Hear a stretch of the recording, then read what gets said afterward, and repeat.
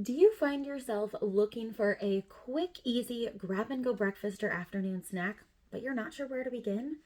You have come to the right place because that is exactly what we are going to be making today on Tasty Tidbits with Tiff.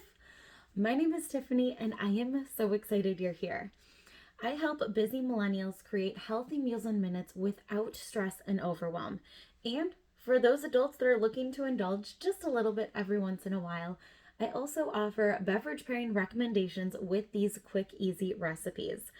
And today we are going to be making one of my go-to quick and easy recipes for a grab and go breakfast. Now, this is perfect for meal prepping because it does take some time with the baking side, but once it is ready to go, you can portion them up for quick grab and go breakfast or an afternoon snack for your kids, as well as a pick-me-up before or after that gym workout. Now, what are we going to be making? Great question.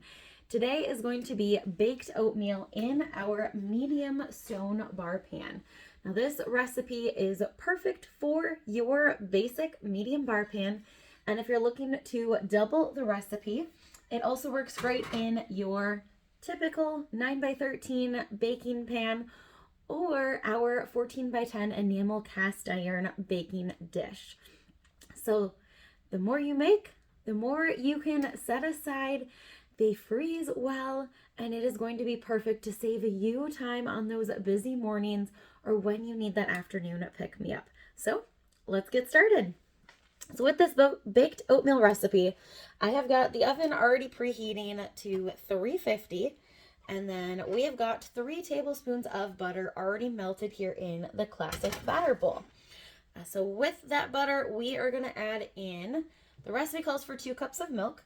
I do not have any milk on hand, but plain yogurt is a great substitute for milk. And if you are looking for a dairy-free alternative, oat milk is another great option. Almond milk, any of your alternative plant-based is going to be a nice substitute. Otherwise, plain yogurt is another option.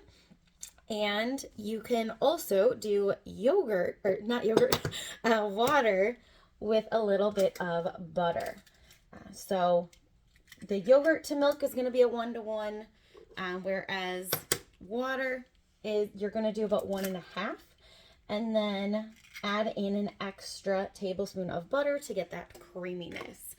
So we've got 2 eggs here as well that we're adding in there. And then we are going to add a little bit of vanilla for flavoring. So we want 2 teaspoons of vanilla. This is our double strength Madagascar vanilla that I always stock up on for the holidays. Benefit of it being double strength is you only need half as much. So if you're using regular single strength vanilla, you need 2 teaspoons. Since we've got the double strength, I only need 1 teaspoon. And then last thing we'll add in here before we get it mixed up is our cinnamon. So we want 2 teaspoons of cinnamon. Now you might notice most recipes call for you to add your spices to the dry goods. However, by adding it to wherever you have your fat, so in this case the butter, some recipes it might be oil, wherever you have that is where you want to add in your seasoning, your spices. That is going to better adhere to the fats and accent the flavor. So 2 teaspoons of cinnamon. The cap actually measures a tablespoon, so 2/3 of that cap is what you need. So we'll get this mixed up. And then we will add in our dry goods. So we are going to be adding in 1/2 cup of brown sugar. And this can be light or dark. It is your personal preference. There is no difference with the brown sugars. It's a matter of your flavor and color preference. And then we need 2 cups of oatmeal.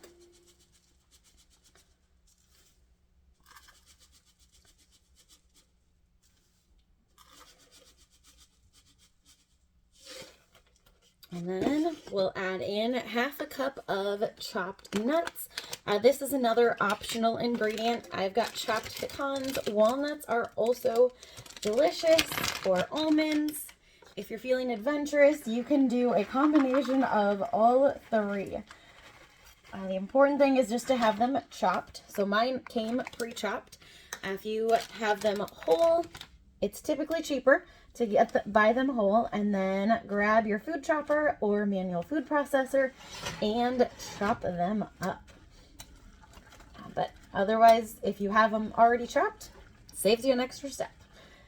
Food chopper is also great for onions, jalapenos, peppers. We use it a ton when we're making salsa for the peppers. So we'll get this all mixed up. And then we're also going to add in a dash of salt and then a teaspoon of baking powder.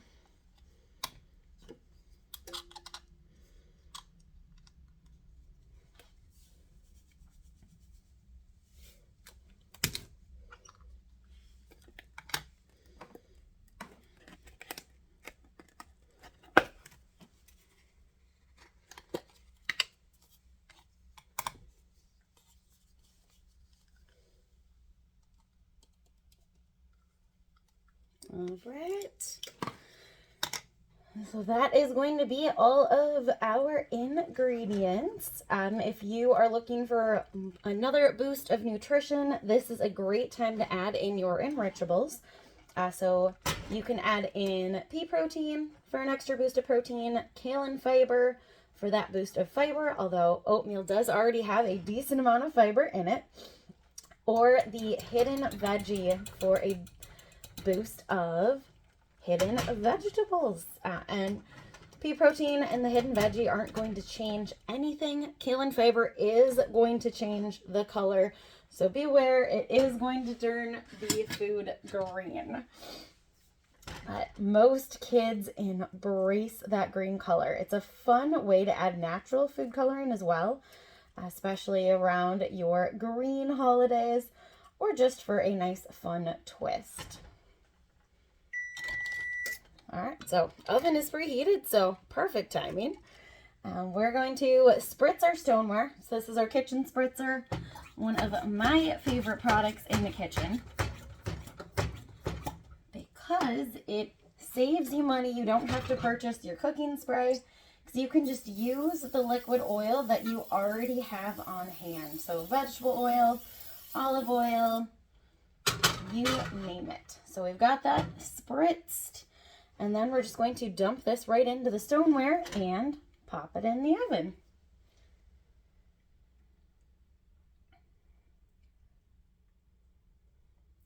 So it's going to bake for about 35 to 40 minutes.